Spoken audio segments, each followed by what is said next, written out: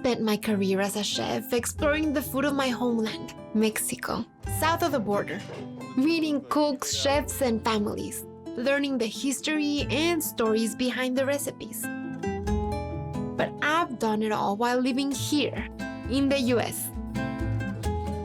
Throughout my Mexican travels, I've felt this nagging question. What happens to Mexican food when it travels north of the border? What is Mexican food in America? I don't think there's one answer to that question, but I do know it'll be a lot of fun tasting my way through the research. They call Tucson, Arizona, the best 23 miles of Mexican food in the US. Sounds to me like a great place to start. This plate is making me so happy right now.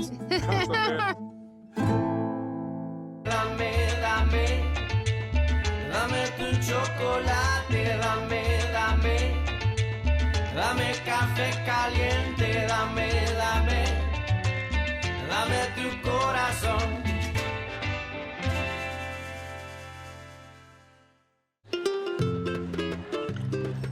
Tucson, Arizona. This is one of those places you hear about, where the weather's always perfect, the scenery is gorgeous, quality of life is good. But of late, there's been a lot of buzz around its culinary scene. Tucson is becoming a must-stop destination for food lovers. And a big part of that is the thriving Mexican food scene. Located just 60 miles north of the border with Mexico, Tucson has a long history of Mexican influence. Well, in fact, Tucson was actually a part of Mexico until the mid-1800s. Which may explain why they say that Mexican food here is so good. So, I'm here to eat it. I've heard stories of a burrito so delicious, wrapped in tortillas so fresh, so soft, so perfect, that to eat them is to be transported back to the Mexican state of Sonora just across the border. How can I resist, right? Hi, how are you? Mucho gusto. Mucho gusto. He oído mucho del mercado Anita y de los burritos. Oh, it's good or bad? You know, all good. Todo. Grace Soto is the owner here at Anita Street Market. When she and her husband bought it in 1981, it was just a little grocery store selling beer and snacks. Where do you come from? From Mexico, Nogales, Sonora. Yo soy de México también, No, pero yo soy that's chilanga. I came in 1959. I got married here in Tucson, and I have 5 kids. So this used to be a small market that sold beer, cigarettes, basic. I don't like when you sell beer, and I tell my husband I don't want to sell beer no more. He said, what you want to do? And I said, I want to start tortilla. And I start making tortilla this size. Luckily, Grace's husband agreed, and her giant Sonoran-style tortillas o vaqueras have been feeding Tucson ever since. Tell our friends, I'm a Mexican from Mexico City, Yes. and I didn't know about the tortillas o vaqueras until I came to Tucson and started meeting Mexicans from Sonora. That's how rich and diverse Mexico is. We Mexicans, we don't even know everything we have. So vaquera translates to underarm. Why is it called vaquera? I don't know. Because people used to just use their arm like that to make the tortilla. Oh, yeah. Yeah, that's why it's called vaquera, because it reaches all, because it's all these. Yeah. Are they making some? Can they show us? Here in the market kitchen, the fresh dough is flattened on the conveyor belt and tossed over to the next station. And it's so much fun to watch. And they still use a touch of the old-fashioned technique too. Wow. So, Gloria, you make the dough for the tortillas. Yes. And what goes in the dough? Flour, shortening, and salt. Can I touch the dough? Yeah. ¡Ay, qué rica! This is so soft. Mira, yo le hice un hoyito. No matter how perfect the dough, it's all about that arm technique. The most popular burrito here, according to Grace, is the machaca. My grandson do this. He put the meat in there and let it 2 days. With salt, you shred They it. put it in the machine and they stretch it. This is the fresh machaca, which is And then an iconic ingredient of Mexico's north, especially Sonoran. Turning beef into machaca, you're stretching the life of an ingredient by preserving it, because you can make scrambled eggs, you can make tacos, you can make burritos, you can make tamales. So we're gonna make a machaca burrito. Lleva chile, green onion, tomato. Okay, so the meat. Is this the most requested burrito? Oh, yes, the It is. machaca con huevo, Con huevo. con papas. Con papa.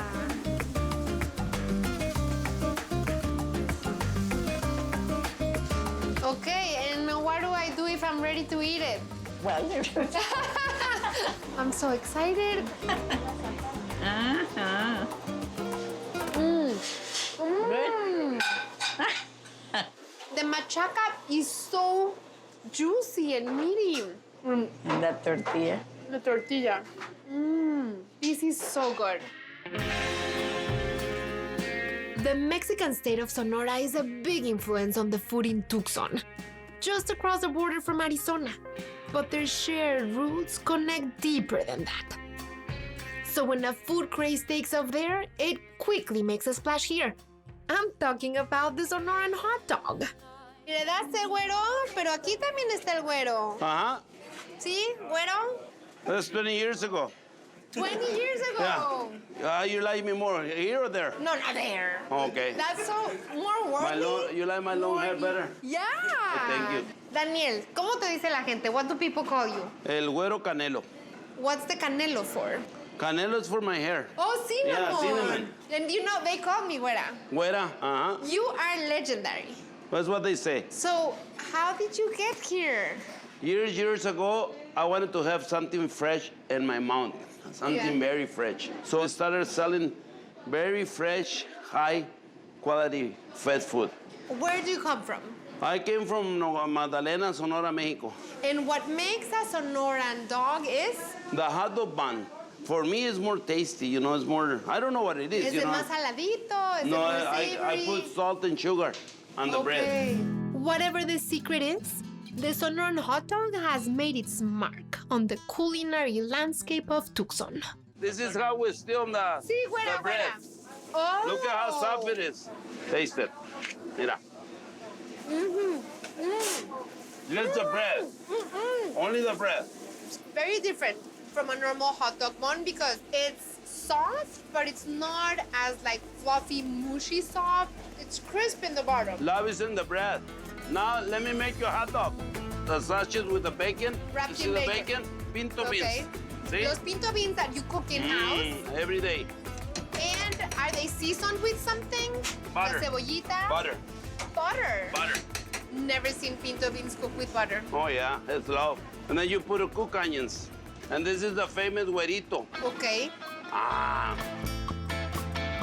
Then he tops the hot dog with raw onions, tomato, a jalapeno sauce, mustard, and mayo. So this is for you. Oh, gracias. You know what you're missing now? What? A big bite. A big bite. Ah, see? You did a perfect bite. You're making me hungry. The bread is crusty, so it tastes toasted, like nutty, That's yummy. yummy. And then the sausage is delicious. But I think that what I love the most is chasing it with the güero, which you just charred. Oh, So take a One look, more guys. Take a look. one more bite. Okay, ahí va, ahí va. One more. Big bite. Ay, ay, ay. Mm.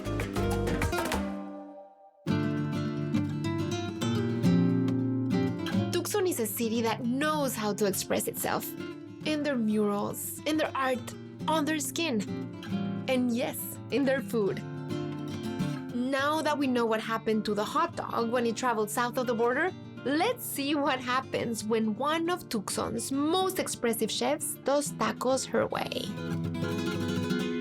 At Boca Tacos, Maria Mazon is exploring a new approach to Mexico's favorite handheld bite. Maria, ¿qué me vas a dar de comer? What are you going to feed me? Well, first of all, welcome. Welcome to T-Town. I love it that you say welcome to T-Town because for the life of me, I cannot pronounce Es Tucson, Para right? los mexicanos es Tucson. Tucson. Tucson. No, Tucson if you're from Mexico City. Okay. So I was born Yeah. here. I'm from Navojoa, Sonora, Mexico. It's the last city of the state of Sonora. Yeah. I decided to torture myself and open my own restaurant and actually represent Mexican cuisine the right way, And you decided to focus on tacos. on tacos. So the taco that we're gonna make is called what? Macho, Why macho? por el chile. Okay. Okay. Maria tops roasted Anaheim chiles with Monterey Jack cheese that she gets all melty and toasty in the broiler. Then, thinly sliced chuck steak goes on a flaming hot grill. And then I'm gonna surprise you with a twist of a cauliflower curry taco. Awesome. It's raw cauliflower. And what's in your curry, sauce? curry orange. ¿Qué más tienes? Cilantro, chipotle. Curry con chipotle. Sí. That's brilliant. I'm not all there.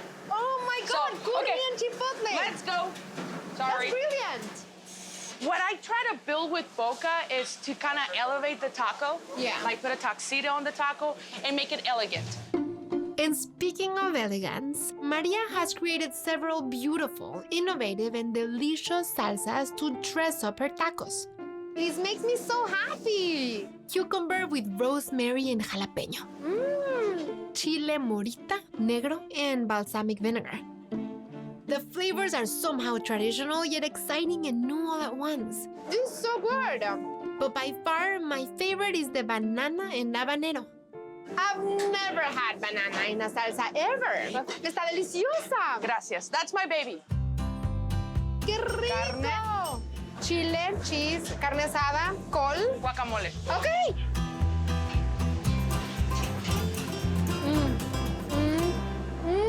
I love what I do. So I hope it shows. It's incredible. I mean, it's Mexico, Sí. but it's Mexico here. Yeah. You know? Yeah. Like, I totally get what you're doing. Yeah. It's like true Mexico, but it's fresh, it's updated. I kind of need a beer right now. But first, the cauliflower taco. Cabbage in here, a little Okay, okay. Guacamole. bit. Guac. Oh my God. This is más curry. There you go. And that's all she wrote, my friends. Yeah. You show such respect for the ingredients. Thank you. The cauliflower is perfect because it has the char, but it's incredibly crunchy. Thank you. Coming from you, because in this career, especially here in the United States, in Tucson, it's a boys' club. It's a boys' club. So for me, the high that I get from making one customer happy is worth it. No, bueno. Nos lo sacamos con una Ándale, pues, cerveza. ándale. Da. Boca Tacos seems to be at the heart of the Mexican food revolution in Tucson. And Chef Maria, with her modern take on Mexican classics, has her finger on the pulse of the community.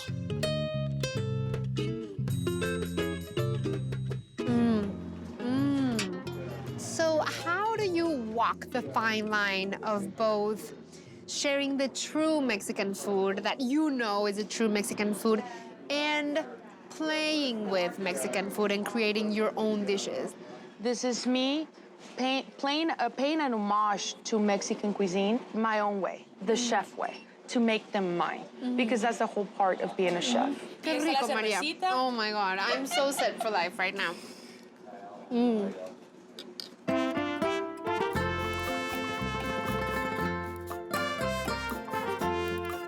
So much good food here in Tucson.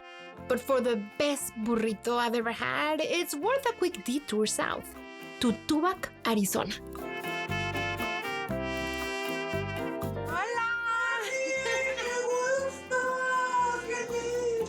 This is Soto's PK outpost, where the Soto family have transported their kitchen traditions from Sonora to southern Arizona. Oh, there you are. The Soto family is my family and they're your family. Yes. So you've made burritos 30 years and you've made them in Sonora In Arizona, is that a family recipe? Es la misma receta. Yeah. Es la misma receta de nuestros abuelos, de mi mamá, de la Sonorense. familia 100% sonorense, la que hemos seguido por años y años. Es la misma carne con chile. Carne con chile. Just hearing those words makes me insanely hungry. Oh, that sauce. I remember when I tasted it for the first time.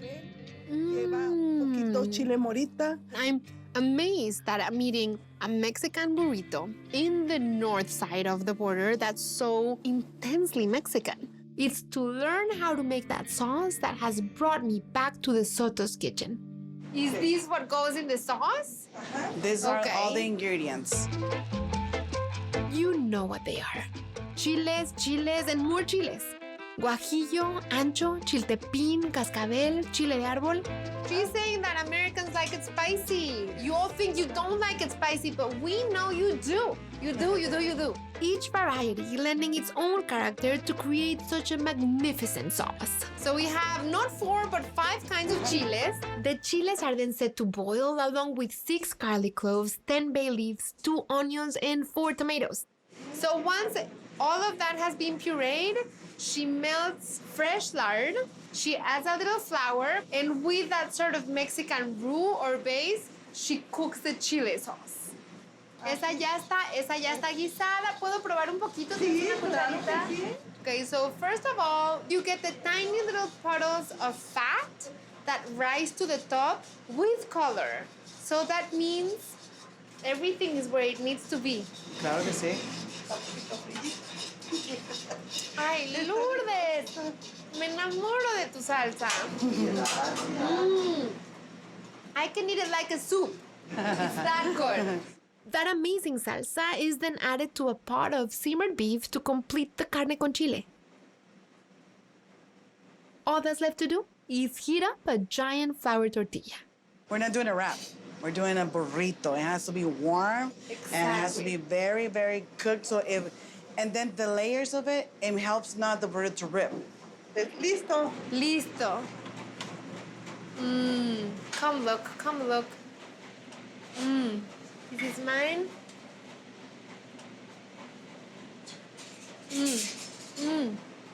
Qué bárbaro. Igual como la primera vez. Sí. Mejor. I think we'll take 5 to go for Well done. everybody. See? Yes. You guys, it's messy, but that's the way it's supposed to be. See your burrito. Okay. Ooh. Just go for it.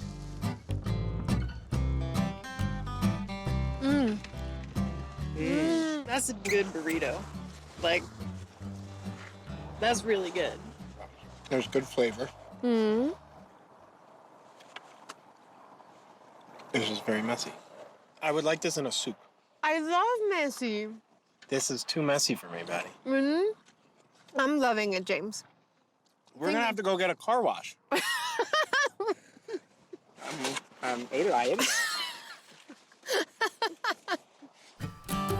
Eating my way through southern Arizona, I am filled with the flavors I know from Mexico. Hot dogs served with a chile. Machaca. Delicious tortillas everywhere. Here in the United States, those flavors are evolving, with chefs playing with new ideas and a diverse public eager to devour them. But before there was a Mexico or a United States, native people had thrived living off of this land, cooking food that's at the heart of so many of these recipes. The last time I was in Tucson, I met Chef Steve Coppes at the Café Santa Rosa, a restaurant that showcases the cuisine of the local Native American communities. On this visit, Steve wants to show me his Tucson, which begins at the Mission San Javier del Bac. Hi. Hey! Steve himself is half Odam and half Yaqui. So your wife? Yeah, Lynette. Lynette, hi. Steve and Lynette have a big family, and I get to meet all their kids. Liliana. Hi. And Zarina. Itzel. this is like my family in Mexico. Belen. An angel. Hi. The mission is located on the San Javier Reservation, just southwest of Tucson. It attracts thousands of visitors seeking spiritual fulfillment as well as one of a more earthly nature. Have these food stands been here for a long time? For a long time. Ever since I was young, yes. My Yeah. grandmother used to have one right at the end. Really? Before, yes. What did she make? You know, popovers, as like a lot of natives call them popovers. What are popovers? It's the same thing, fried bread, just a different word. Oh, okay. Fry bread is essentially a large disc of dough similar to a flour tortilla or a buñuelo that is fried, becoming a chewy, puffy bed for savory or sweet toppings. To say that the history of fry bread in American Native communities is complicated is an utter understatement. However, its ties to local folk food culture is undeniable. Es que, qué antojo, ¿no?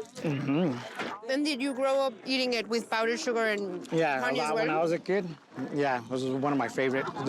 It was my favorite. The mission was founded by a Jesuit priest named Father Kino, who established the first European connection with the Tohono O'odham tribe. Entonces es viejísima. 1692. Oh, 1692, mira. They still use it to get married. They have funerals here, baptisms. This is your church. Yes. This is your community. Yeah. So this feels like home. Yeah, to it's you. home, yes. After centuries of use, the Mission Javier del Bac has undergone renovations. The results are beautiful. Like the colors you see now, the reds, you couldn't see them before. They were. Oh, really? They just blended in with the wall. You couldn't see a lot of the artwork. I feel like it could very well be in Mexico, you know? Yes. After the church, Steve invites me to a carne asada cookout with his family. While Steve gets cooking at the grill, my dear friend and longtime Tucsonan, Felipe Garcia, wants to introduce me to a majestic icon of the Sonoran Desert, the saguaro cactus. I've never seen cacti this gigantic and gorgeous. Están like architectonically so impressive. They're amazing. They're protected. So they start little like those? They'll start little like those. Oh, and okay. they'll start growing. So how old can they get to be? 200 years. These would be 120, 130 years old. Yeah. The saguaros only grow from the state of Arizona and Sonora. Nowhere else in the world. Nowhere else in the world. We're Yeah. very proud of where we are. We're very proud about our region. We're very proud of what we have. Where we're standing right now and looking is just amazing. So you have your family, so this is your mom. Yeah, my mom, my mother-in-law, Yeah. all my kids, and then my cousin. And then So do you usually cook for everybody and then everybody eats? Yeah. Because you're the best cook in the family? Yeah. So yeah, it's like Arizona and Sonora used to be one territory. Yes. No? Well, growing up, my grandfather and grandma would tell me that they were kind of like nomadic, Yeah? the tribe, and they would go all the way from, here to Sonora, all the way to, Mexico, to the sea, and Yeah? trade, and yeah. Oh. How would you describe the food of Café Santa Rosa? I would say it's native, but it's still a mixture of Mexican food and native. I mean, Okay. around. And that's kind of the food that you eat, no? Yes. But don't you think that we have assimilated that food? I mean, people don't... It's become part of the mainstream. It's mainstream food. Yep. So the Tucson food scene, we celebrate the diversity, but we appreciate what we have, what the desert provides, what the region provides. Do you feel that's crucial, like the continuous interaction Yeah, between I do. cultures and states? Yes, for the whole region, just because how this was Mexico before, like it just, and the natives were here, you mean? And they just, that's what, to me, that's what makes it unique. I think everybody brings a little to the pot, you mean? Like a little, Yeah. their own uniqueness, so. Yeah. The food is ready. Grilled beef and chicken, rice, fire-roasted salsa, pinto beans, and of course, a warm flour tortilla. This is a plate that brings families and friends together on any side of the border.